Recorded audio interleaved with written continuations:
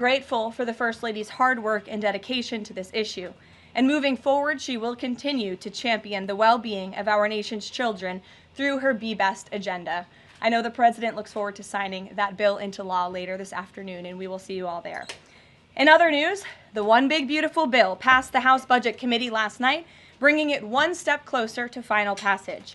The One Big Beautiful Bill is perfectly named because it represents a once-in-a-generation opportunity to deliver on the Make America Great Again agenda responsible for President Trump's landslide victory on November 5th. The America First policies in this bill are the reason why Republicans currently have the majority in Congress right now. Passing this bill is what voters sent Republicans to Washington to accomplish. And that's why it's essential that every Republican in the House and the Senate unites behind President Trump and passes this popular and essential legislative package. This bill will be the single most pro-small business, pro-family, and pro-American worker legislation ever. This bill will give Americans the largest tax cuts in our nation's history. When Republicans pass the bill, Americans will be keeping more of their hard-earned money and taking home much bigger paychecks. The One Big Beautiful Bill will deliver some of President Trump's central campaign promises. No tax on tips for our hardworking waiters, waitresses, and service workers. No tax on overtime for our law enforcement officers, our firefighters, and all those Americans who are putting in extra hours to make ends meet. And a large tax deduction on interest payments for Americans who purchase American-made cars.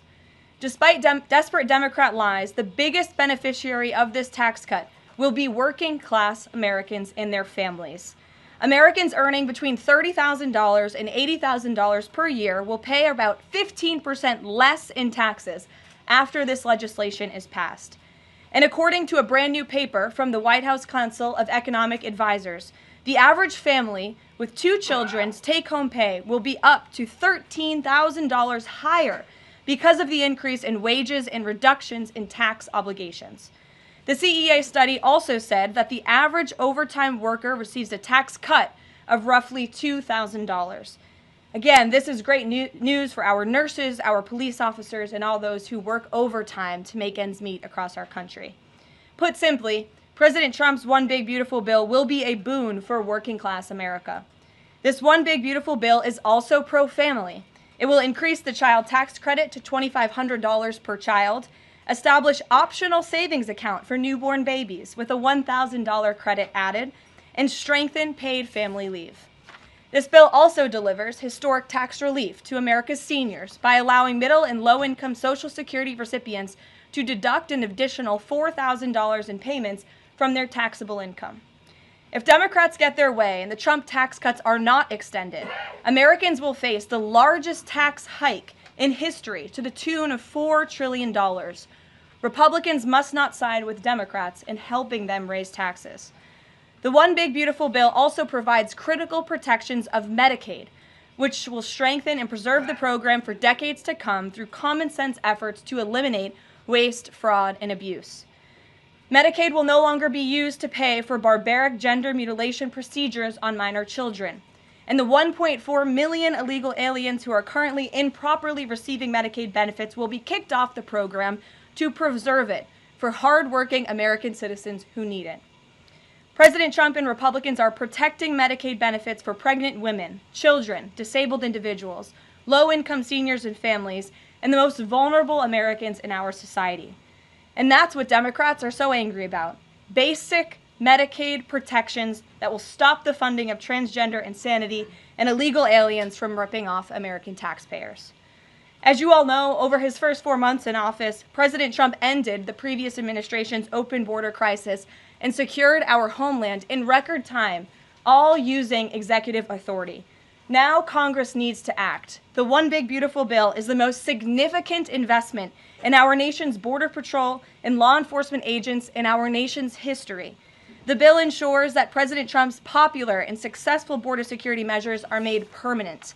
Republicans have the backs of Border Patrol and ICE agents who were put through hell over the past 4 years and have quickly worked to secure our southern border.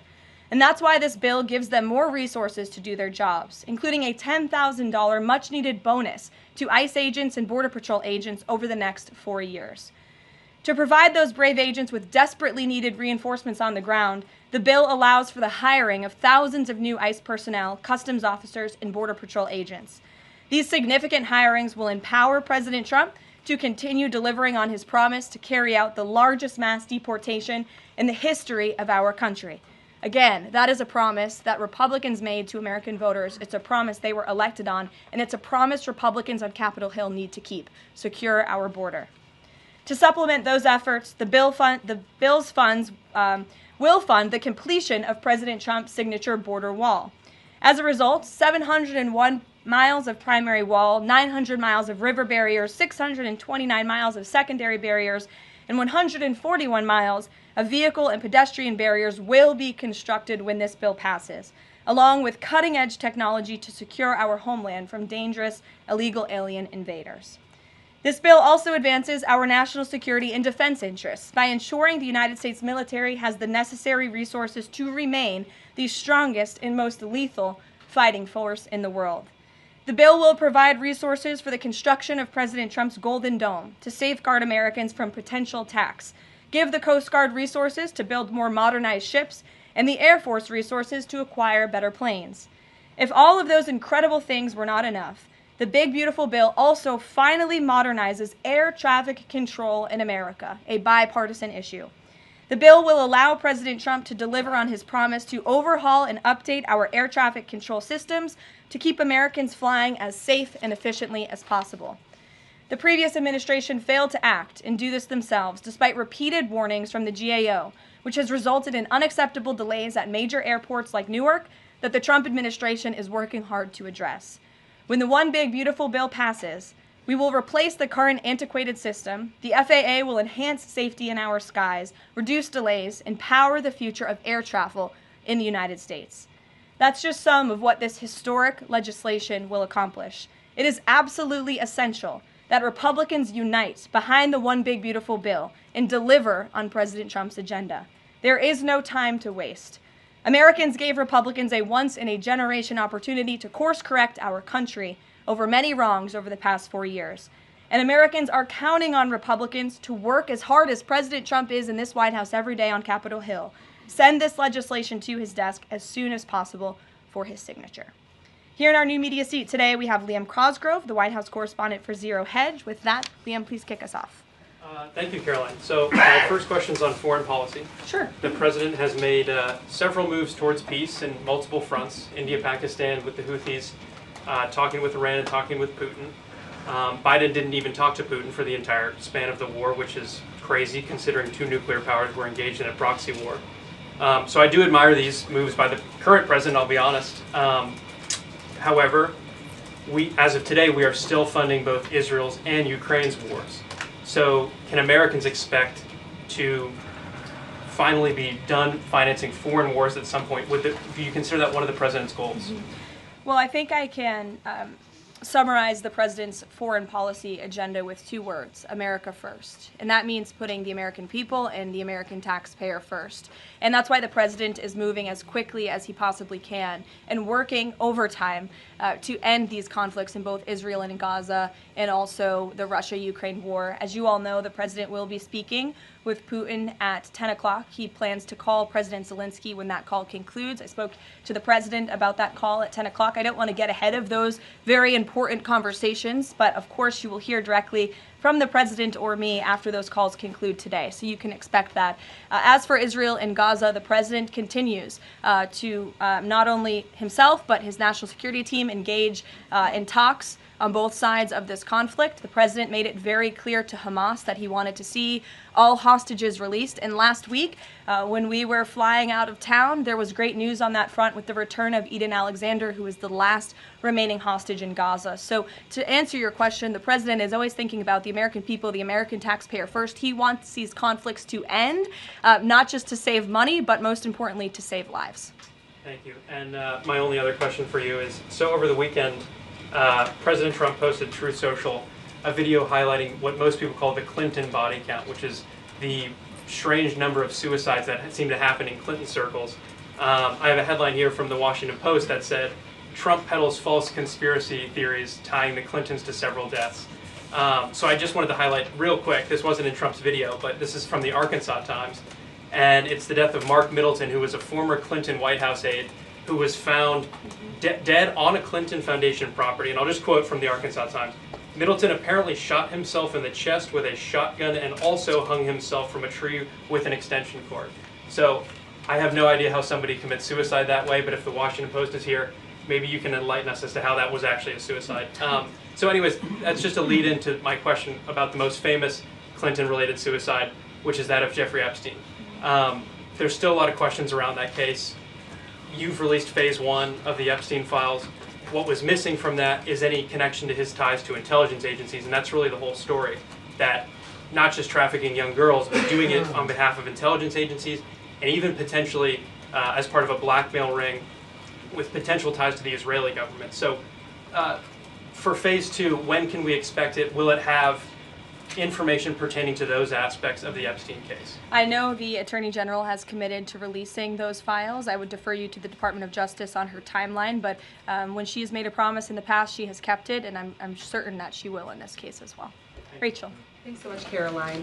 The president set a 2-week deadline for Ukraine and Russia to negotiate a deal. That time is now up. Does the president intend to set a new deadline on this call with President Putin? And how much longer is he willing to give these talks? Yeah, I don't want to get ahead of the specifics of the conversation the president will be having with President Putin in less than an hour this morning. But he has made clear throughout the entirety of this conflict, since he inherited it from Joe Biden. Don't forget, this is a war that began because of the previous administration's incompetence and weakness, and President Trump is working very hard to fix it. He has made it clear to both sides that he wants to see a peaceful resolution and a ceasefire as soon as possible. But as for specifics on a timeline, I won't get ahead of the president. And just on the goals for this call in particular, is the goal to get Putin to agree to a ceasefire? Is the goal to lead to some sort of in-person negotiations with Putin and the president? Well, I think, again, we'll see how the call goes, and the president has made it clear his goal is to see a ceasefire and to see this conflict come to an end. And he's grown weary and frustrated with both sides of the conflict. The president and his team have put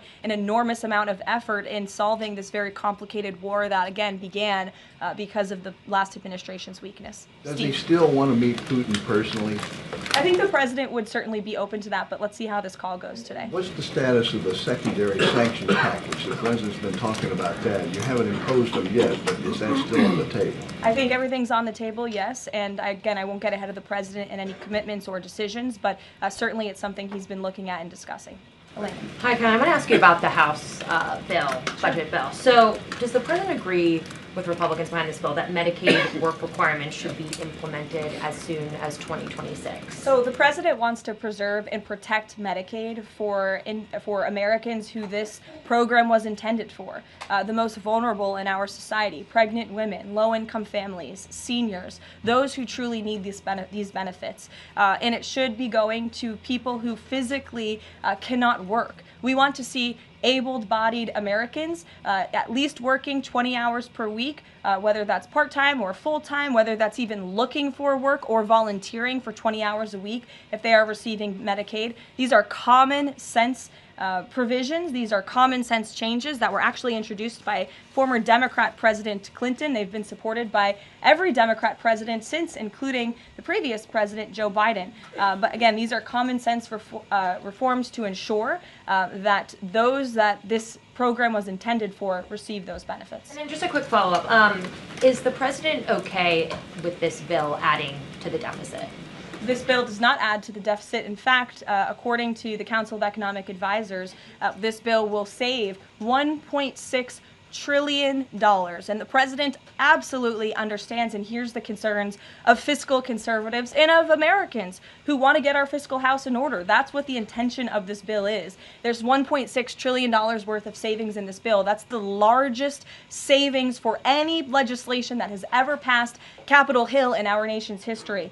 The next bill that even comes close was $800 billion. That's less than half of the savings that we see in the One Big Beautiful Bill. And so the goal of this bill bill is to produce economic growth, to cut taxes, and to get our fiscal house in order. And this is the right step in the right direction towards doing that. Thanks. Edward. Yes, thanks, And Kevin. then I'll go to you. Thanks, You're Kevin. welcome. I want to get the President's reaction to Moody's downgrading the credit rating of the United States.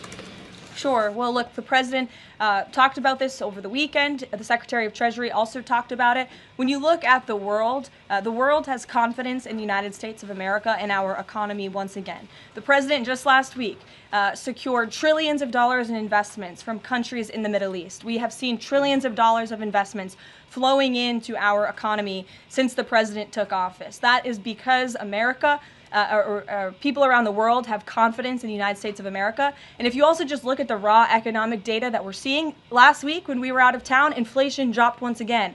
Oil prices are dropping, gas prices are dropping. The president has added nearly 500,000 jobs to the American economy already. So there's a lot of optimism in this economy, and the president disagrees with that assessment. And I want to ask you one more thing, if I could. On your Middle East trip, the United Arab Emirates is getting some of the most advanced AI chips, and there's agreements there. The UAE is the newest member of BRICS. Is there a concern from the president that those chips and the technology will pass through to China, India, Russia, and Iran? Part of going to the Middle East was to ensure that the United States, that this part of the region, our Gulf partners, know that the United States of America is there for them again, and that they should be investing in the United States, not in China. And these AI agreements, particularly the one the Secretary of Commerce signed in the UAE, has security guarantees to ensure that China is not getting the advantage, but the United States is getting the advantage when it comes to AI, and that the UAE and the U.S. are working hand in hand together to invest in this space. So you read the agreements, there are security guarantees, and this was a great trip for the country, no doubt. Go ahead. Thanks, Caroline. Prime Minister Netanyahu of Israel has said today that Israel will take control of all of Gaza. Is that a goal that President Trump is comfortable with or that he supports?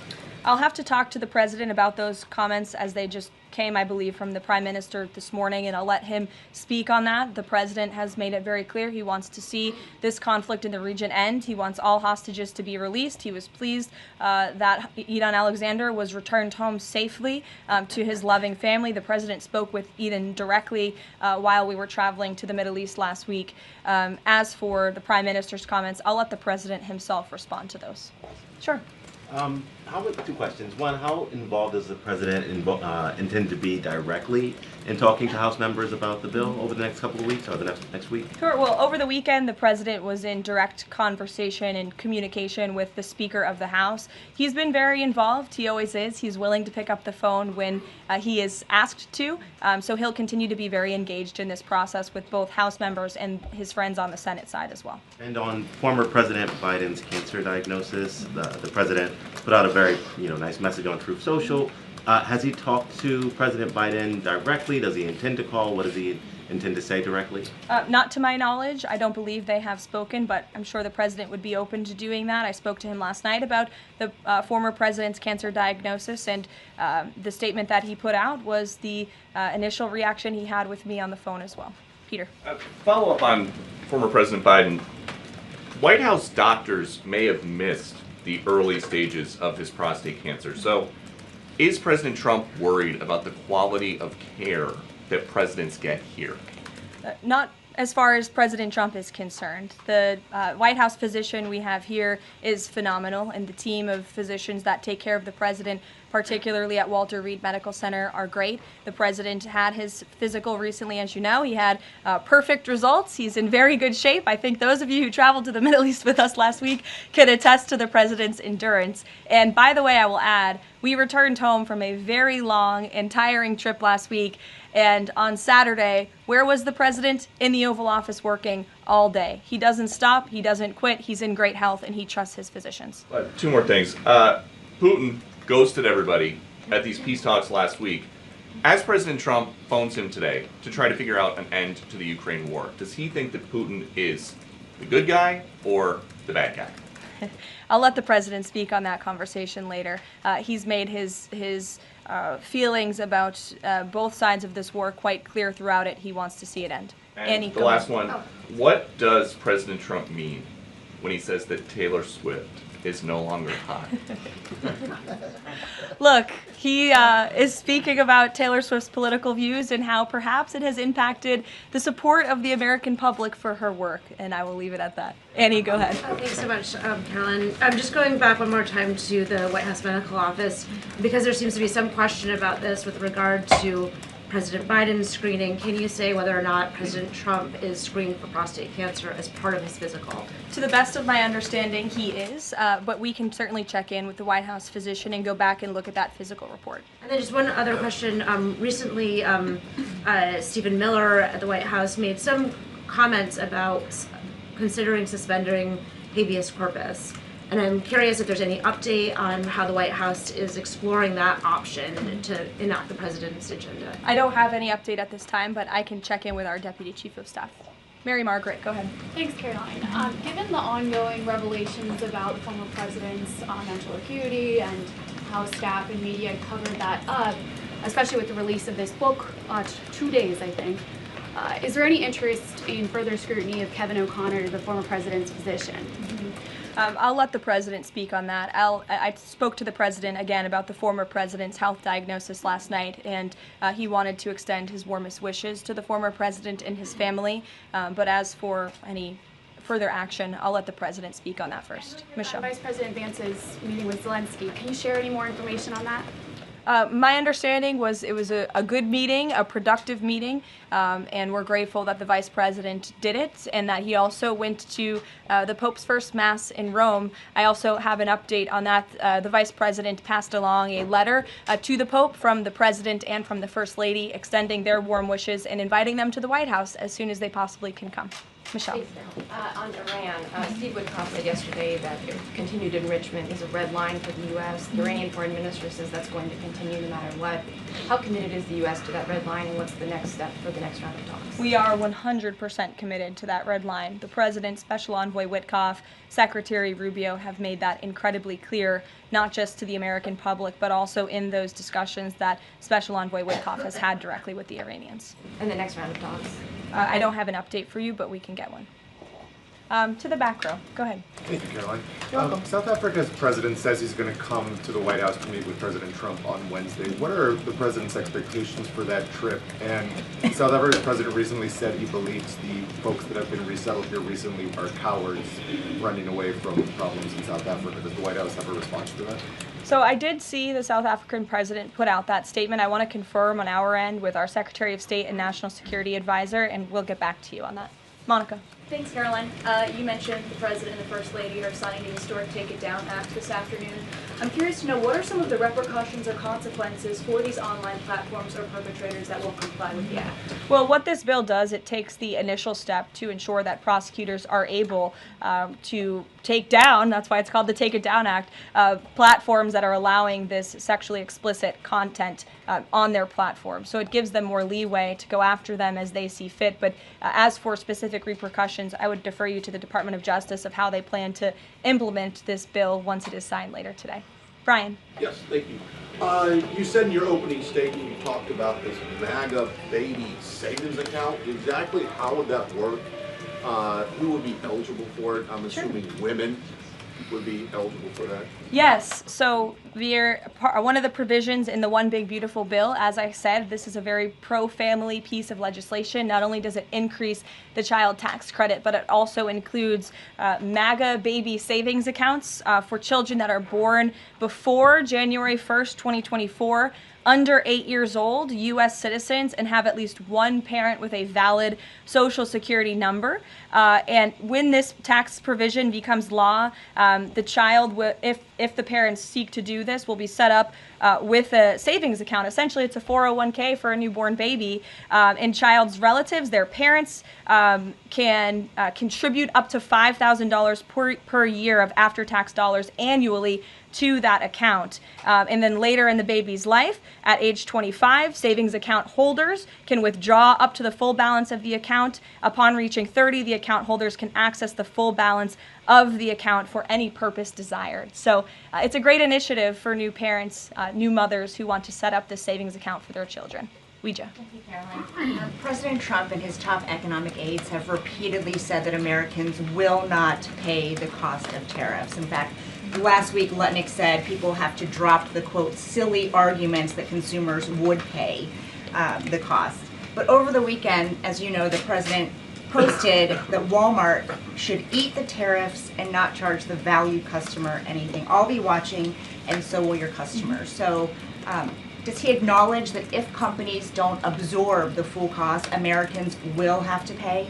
Well, first of all, the CEO of Walmart made those comments about the tariffs on an earnings call where CEOs, I believe, are legally obligated to give the most dire warnings and forecasts to their investors and stakeholders. The reality is, as the president has always maintained, Chinese producers will be absorbing the cost of these tariffs. And that is why China was so quick to hustle to the negotiating table with the United States of America. They need our markets, they need our consumers, and I would again point you to the inflation report that came out last week showing that inflation is declining in large part because energy prices are dropping across the board in this country because of the president's robust energy agenda that he has taken since January 20th. So the president is committed to ensuring that prices remain low for American consumers, and he maintains the position that foreign countries will absorb these tariffs. What does he mean by "I'll be watching" to Walmart? He'll be watching, seeing what they're doing. Jennifer. On the gift plane from Qatar, 3 things. Is there a timeline for the U.S. receiving that plane? Do you know how long it will take to retrofit the plane to presidential standards? And thirdly, has the intelligence community, security folks, have they weighed in on whether that plane can actually be secured to presidential standards? I'm glad you brought up this question because I was watching the American press spew a lot of misinformation about the plane donation last week when we were abroad. Let's be very clear. The government of Qatar, the Qatari family, has offered to donate this plane to the United States Air Force, where that donation will be accepted according to all legal and ethical obligations. It will be retrofitted to the highest of standards by the Department of Defense and the United States Air Force. This plane is not a personal donation or a gift to the President of the United States. And everyone who wrote that last week should go and correct their stories because this is a donation to our country and to the United States Air Force. As for a timeline, because it is the United States Air Force that is accepting the plane, I would defer you to them for specifics because the President, frankly, has nothing to do with it. It's the Air Force's project to take on. Sure. Elizabeth. Thanks so much, Caroline. Did the president call fiscal conservatives who were hesitant to vote for the big, beautiful bill? And if so, what did they say? What did he say? I don't reveal the president's private discussions unless he gives me the liberty to, but he has been engaged in this process. He spoke to the Speaker of the House, and he will continue to make those phone calls if it's necessary for him. Sure. Thank you, Caroline. I'll go to both of you. Go ahead. Thank you. Any updates on Greenland? Will the president be making any trips, and do we have any details you can share with us? I don't have any future foreign trips to read out for you. We just returned home from one. But the president maintains the reasoning for Greenland's strategic purposes in the Arctic, and he continues to remain committed to the idea of obtaining Greenland in whatever means we can to advance our national security interests in the region. Sure. Thank you, Caroline. I have a question. Was Lebanon part of the discussions during the Middle East tour, and did you meet with any Lebanese representatives? To my knowledge, the president did not meet with any representatives from Lebanon, although he did talk about the election that they recently had there and how he hopes that Lebanon can come to a more peaceful place in their country and that we drive out Hezbollah, Iranian-backed Hezbollah proxies in Lebanon to ensure peace and prosperity in that country and also for the greater Middle Eastern region. And I would just add to that before I wrap up, because the president's call will begin in a few minutes. The president's historic tour to the Middle East last week truly reset our foreign policy agenda in that region. I think actually, in fact, the Washington Post had a headline, President Trump remakes U.S. foreign policy in the Middle East. And that's absolutely true. He took a courageous and bold step to lift sanctions on Syria. He strengthened our ties with our Gulf partners, and he put Iran into a very difficult position because the United States of America is back. And I will summarize the president's trip with an anecdote that I heard directly from a member of one of the foreign delegations. I asked him how hopeful their country was when they learned President Trump won the election. And he told me when President Trump won the election, it was like the lights turned on in a dark room. For the past 4 years to the rest of the world, America was dark. We were unresponsive. We did not pick up the phone. We did not return calls. All of that has changed under the leadership of this president, and I think the world saw that last week with this historic and wildly successful trip, and the work continues. The president will be speaking to President Putin at 10 a.m., and we'll have a readout for you after that call, and we'll see you in the Rose Garden at 3 o'clock. Thanks, guys. Thanks, Caroline.